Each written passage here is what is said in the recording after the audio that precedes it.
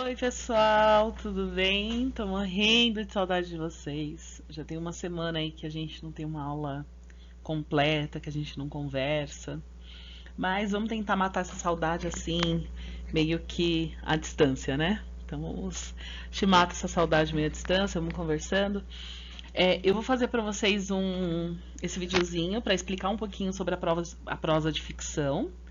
Aí depois a gente vai fazer um chat e a gente conversa, tá? Se vocês acharem melhor, a gente faz um Discord, né? Ou a gente acha uma outra ferramenta pra gente conversar, tá bom? Vamos lá. Começar falando sobre prosa de ficção. Então, toda vez que eu falo sobre narração, eu tô falando de prosa de ficção. Vamos pensar assim, tá? Que fica mais fácil. Prosa, ela acrescenta vários elementos, tá? Não é só. Quando eu falo de prosa, eu tô pensando em várias coisas, jornal, revista, enfim. Só que quando eu falo de prosa de ficção, eu tô sendo mais específica, tá?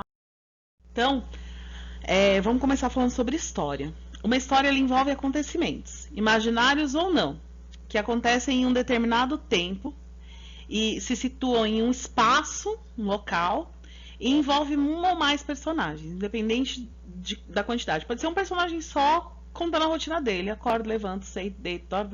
Ele pode contar a história dele, mas envolve um personagem. Então não tem como ter uma história sem personagem, tá? Partindo da regra que toda narração envolve uma mudança de tempo e uma transformação que gera uma história, chegamos à prosa de ficção, que é específica da área literária. Ela é composta por obras como romance, contos, né, e tudo mais. Vamos falar sobre a narrativa, né? Os elementos da narrativa. Os elementos narrativas, elas são o enredo, que é a ação, né? O tempo, os personagens, o narrador, tempo e espaço. Então vamos lá, a gente vai começar falando sobre o primeiro elemento constituinte da prosa de ficção, que é o enredo. O enredo nada mais é que a ação que se passa na história, tá? Então, corresponde à sucessão de eventos de uma história. Digamos aquele negócio do começo, meio e fim, que eu falo o tempo todo para vocês em sala. Então, é tudo que acontece nessa história. Dentro do enredo, a gente encontra os conflitos. E esses conflitos, ele pode ser homem contra homem, esse homem com olhar humanidade, tá? Homem contra homem, homem contra a natureza em si, tá? O homem contra si mesmo, que daí são conflitos psicológicos. Então a gente pode ter um enredo com uma personagem e essa personagem está discutindo consigo mesmo o tempo todo, tá? Um monólogo eterno dessa personagem. E a gente pode ter esse homem contra a sociedade. Então aí ele vai estar tendo conflitos diretamente com a sociedade, tá? É super importante a gente entender bem a parte do enredo, e quando a gente vai escrever, a gente tem que saber exatamente como esse enredo se desenvolve, como a gente vai desenvolver esse enredo e contra o que eu estou lutando dentro do enredo. Então, se eu estou trabalhando um romance, o que esse romance o que eu quero falar dentro desse romance? É um conflito interno que esse personagem está vivendo. A gente tem livros onde o personagem mata alguém, ele passa o livro discutindo com termos, um olhar mais psicológico, discutindo se o que ele fez foi certo ou errado. Então, esse olhar psicológico é o mais correto ou não é? Enfim. A gente tem o próximo elemento constituinte da prosa de ficção, que são os personagens. A palavra personagem ela vem de persona, expressão latina que quer dizer máscara, tá? O mais comum é que as personagens sejam seres humanos, mas existe narrativa em que esse papel é ocupado por animais ou objetos. Vocês lembram no passado que a gente leu Vidas Secas? E em Vidas Secas tinha uma personagem que era a baleia, que era a cachorrinha dos personagens, né, do conto lá, da história, e nossa, do conto da história. E a baleia, roubava a cena. Inclusive, ela foi a primeira história a ser escrita pelo Graciliano Ramos. E a baleia roubava a cena. E a gente leu isso, né? A gente viu o quanto que foi colocada essa personagem como destaque. Então não tenho limitações para o tipo. O Machado ele tem um conto que é maravilhoso, que é uma linha e agulha discutindo. Então, não quer dizer que eu tenho uma narração, eu tenho que ser personagens seres humanos. Isso não quer dizer nada. Eu posso ter um animal falante, um animal não falante, um animal sendo animal, como no caso da baleia. Eu posso ter uma agulha sendo personagem. Então, depende da forma como eu vou trabalhar esse texto dentro da minha história, tá? Eu também, um outro detalhe é que a palavra personagem é uma palavra feminina, mas o uso é tão forte, o uso tem sido tão forte que de uma forma masculina que já tem sido aceita, tá? Mas a gente vai tentar trabalhar mais como uma palavra feminina na aula aqui entre a gente. Os personagens, eles podem ser planos ou esféricos. Eu vou explicar um pouquinho o que é esse plano e o que é esse esférico para vocês, tá bom? Quando eu falo de um personagem plano, eu tô falando de um personagem que a gente sabe que é mal, por exemplo. Ou um personagem uma personagem que a gente sabe que é boa. Uma personagem que ela é clara em todas as informações que ela passa. Por isso que é um personagem plano, tá? Então, são personagens planas. São personagens que elas são o que elas são o tempo todo. Agora, quando a gente olha para personagens esféricas, a gente está olhando para personagens que não são tão claros. Eu não tenho tanta certeza se esse personagem é tão malvado assim, ou se o que aconteceu fez com que ele se tornasse malvado. É isso que, por exemplo, está sendo feito quando você vê Malévola, que é uma personagem que, será que ela é tão má assim? Será que foram todos os fatores levaram ela a ser assim?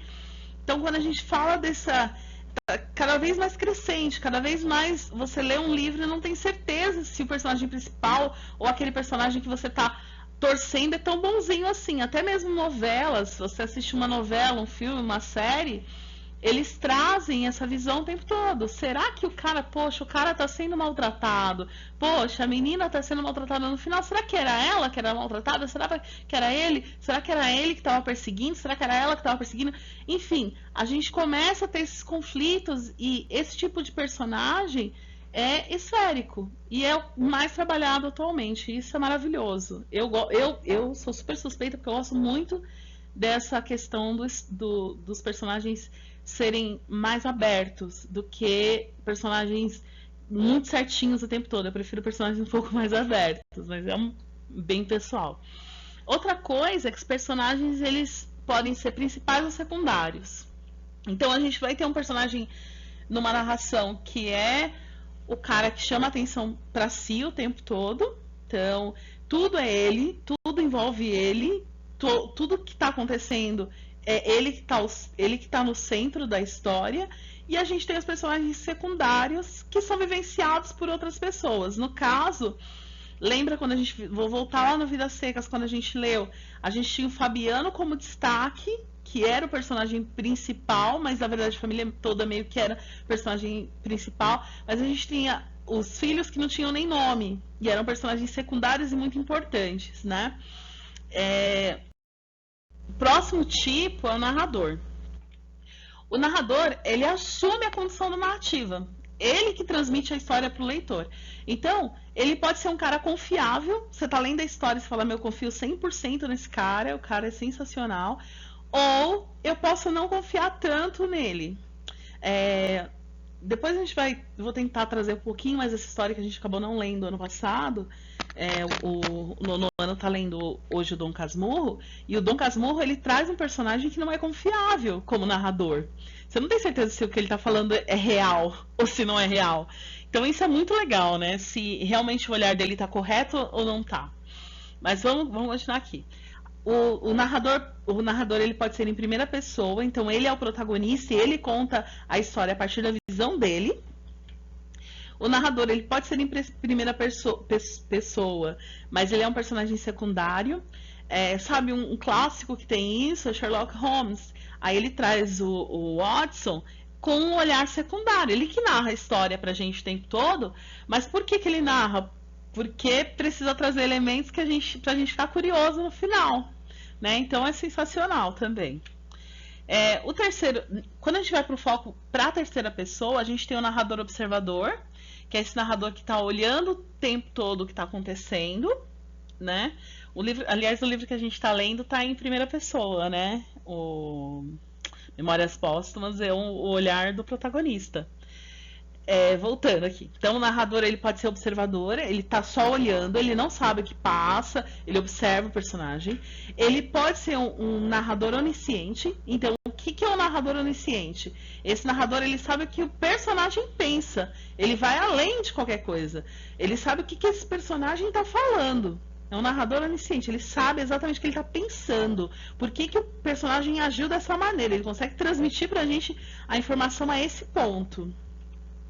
E a gente pode ter o narrador a partir da cabeça de um personagem. E a gente leu ano passado, Metamorfose, e o narrador era assim. A gente contava, a história foi toda contada pra gente a partir da visão do Gregory. Então, tudo que se passou lá foi o Gregory falando. Não tinha um outro personagem contando pra gente. Tudo que ele falava era a impressão dele a partir da irmã dele, a impressão dele a partir da mãe dele, diante da mãe dele. Tudo isso era narrado pelo Gregory na história da Metamorfose que a gente leu ano passado.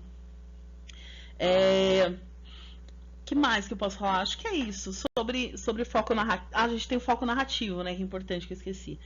O foco narrativo é essa condução toda do narrador.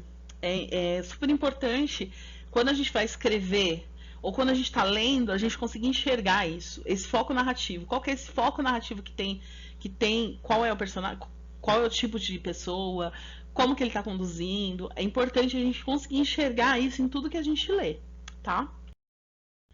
E por último, a gente tem o tempo. Dentro do tempo, por último não, falta um, desculpa. Dentro dos elementos, a gente tem o tempo.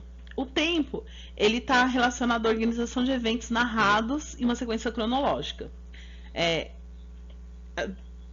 Vou fazer uma pausa, que eu sei que vocês vão falar assim, mas tem livro que não é cronológico. Tem narrativa não cronológica. Mas, normalmente, as narrativas elas são cronológicas de alguma forma. Ela tem começo, meio e fim, como eu digo. Então, você vai ter uma história que vai começar por algum lugar, vai começar em algum momento, e depois ela vai seguir numa sequência, tá bom? Pode acontecer flashback no meio da história. O que é o flashback? É um recurso do narrador, especificamente do narrador, que ele vai lá atrás e conta o fato que já passou, para depois ele voltar para onde ele está. A gente está vivendo isso muito lendo Memórias Póstumas agora, porque o personagem vai o tempo todo, ele vai e volta o tempo todo na história. O tempo psicológico, que é o caso do Memórias Póstumas, que é o caso do Vidas Secas. A cronologia pouco importa pra gente. Não importa se tá seguindo um tempo ou não. Os eventos não são tão importantes. Aliás, o que importa é a ordem do evento que ele tá colocando. O que importa é por que ele tá me contando esse evento nesse momento. Eu preciso saber disso nesse momento. Eu não precisava saber disso lá no começo da história. Eu precisava saber disso agora. Então, pouco importa a cronologia. O que importa são os fatores psicológicos que levaram o narrador a te contar a história dessa forma. São os fatores psicológicos que levaram o personagem a se envolver nessa história dessa maneira. Então, guarda bem isso, tá? O tempo cronológico e a gente tem o tempo psicológico, além dos flashbacks no meio do caminho, tá bom? E por último, não menos importante, a gente tem o espaço. Que aliás é muito importante, que corresponde ao cenário onde se passa a ação, tá? Esse cenário, ele pode ser espaços abertos, como uma praça, um parque, enfim, N lugares, pode ser qualquer lugar, e a gente pode ter um espaço fechado. Vou voltar lá no Metamorfose. Lembra que a história se passava praticamente toda no quarto do Gregory ou na sala do lado. Então, o espaço era extremamente limitado. A história toda se passa num espaço extremamente limitado, tá?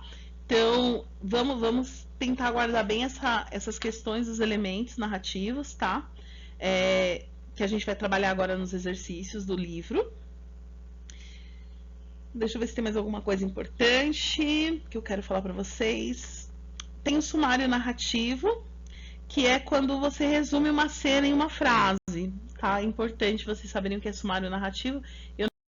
Eu parei, mas o sumário narrativo é super importante. Ele conta uma história em uma frase. Um dia ele acordou cansado e percebeu que não estava bem e morreu ali. Então ele contou a história em uma frase, tá? Ou contou algo tão complexo em uma única frase. Ou a gente tem também, e uma outra coisa que são as descrições de cena, que são importantes pra gente quando tá escrevendo, tá? Quando a gente tá escrevendo, é extremamente importante a descrição de cena, porque a gente passa a focar nos sentidos, em todos os nossos sentidos, olfato, tato, paladar, para conseguir passar para o leitor, para quem vai ler a nossa história, todas as informações. Então ele vai passar a entender tudo que é importante para a gente. É importante você saber fazer uma boa descrição de cena, você saber passar a informação para o outro, tá bom? Acho que é isso que eu tinha que falar sobre prosa de ficção. Queria só explicar um pouquinho disso para vocês. A gente vai entrar nos a gente vai entrar nos exercícios. A gente vai entrar, desculpa, voei aqui. A gente vai entrar nos exercícios agora do livro. Eu vou abrir um debate com vocês depois em alguma plataforma, tá? Eu vou comunicando. Acompanha lá no Google Classroom como que a gente vai fazer os passo a passo, os próximos passos, tá? E eu selecionei aqui uma mensagem, já tá aí faz um tempinho na tela para vocês. João 16:33. Diante de tudo que a gente está vivendo agora, só pode guardar, a gente tem que guardar essa mensagem no coração. Eu digo isso para que, por estarem unidos comigo, vocês tenham paz. No mundo vocês vão sofrer, mas tenham coragem, eu venci o mundo. Então, fica aí como mensagem para vocês que a gente tem um Deus maravilhoso que venceu o mundo e a gente pode confiar nele que vai dar tudo certo. Super beijo, se cuidem, lavem as mãos, não fiquem andando na rua, protege os idosos, não deixa a mãe e pai sair de casa, tá? Briga com eles, manda todos ficar dentro de casa e a gente vai se falando, tá? Um beijo, fica com Deus.